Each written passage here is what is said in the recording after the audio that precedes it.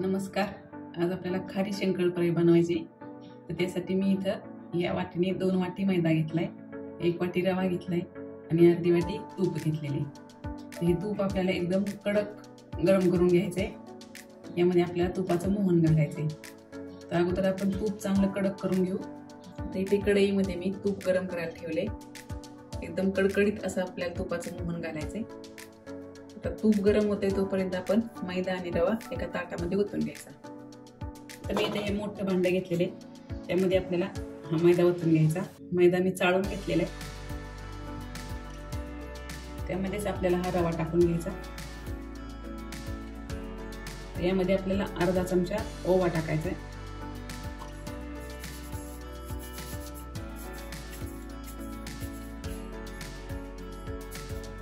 अर्धा चमचा जिरे,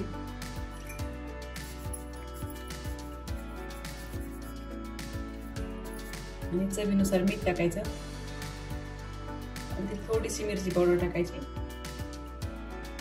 हे मिक्स करायचं. पिठामध्ये सगळं साहित्य आपलं मिक्स झालेलं आहे. आता आपल्याला यामध्ये तुपाचं मोहन टाकायचं.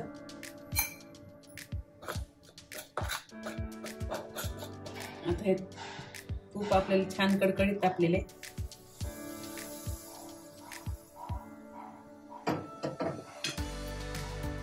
चमच्याने असं मिक्स करून घ्यायचं.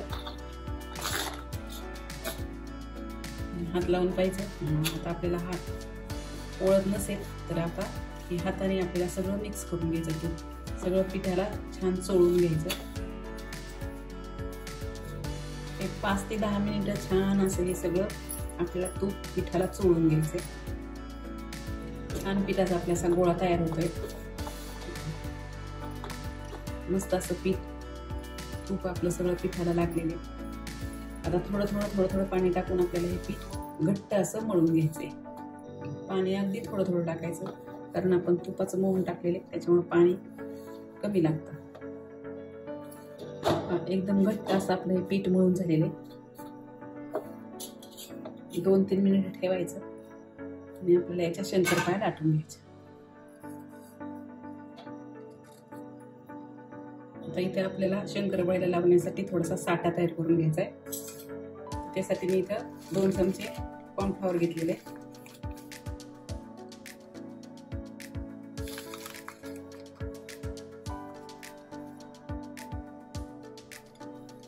यामध्ये आपल्याला तेल टाकायचंय थोडं.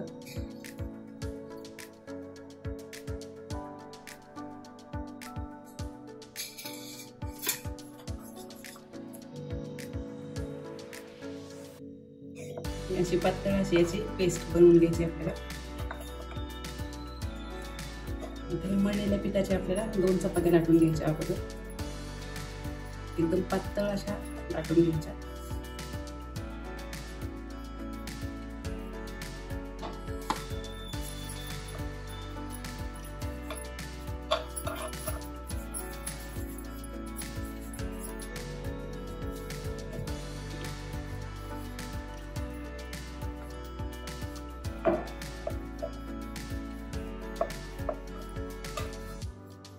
एकदम पातळ अशी आपल्याला इथे चपाती लाटून घ्यायची.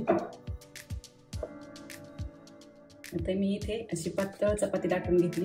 आता आणखी एक अशीच आपल्याला पातळ चपाती लाटून घ्यायची. आता ही दुसरी चपाती आपली लाटून झाली. याच्यावरती आपल्याला कॉर्नफ्लॉवरची पेस्ट लावून घ्यायची.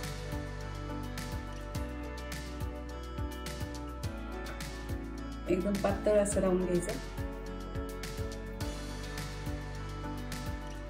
याच्यावर अगोदर लाटलेली दुसरी चपाती होती आपली, ती याच्यावर ठेवून घ्यायची.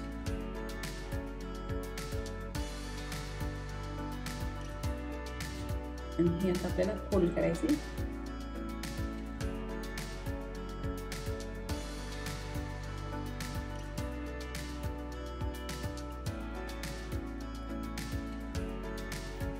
अशा पद्धतीने चौकोनी करायची फोल्ड. आणि आता आपल्याला हे लाटून घ्यायचं.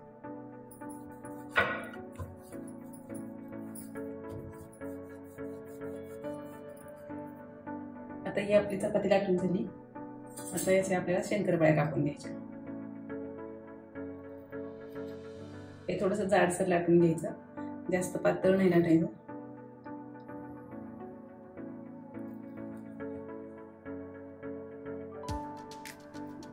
आता ह्या शंकरपाळ्या आपल्याला तळून घ्यायच्या.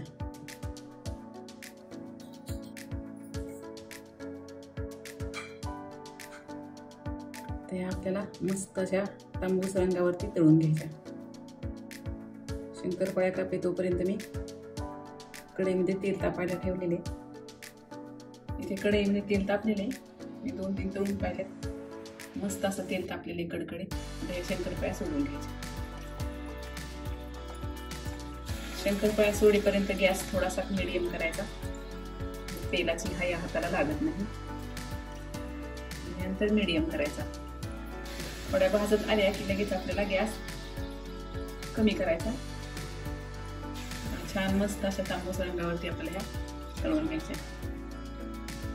आता आपल्याला काढून घ्यायचे.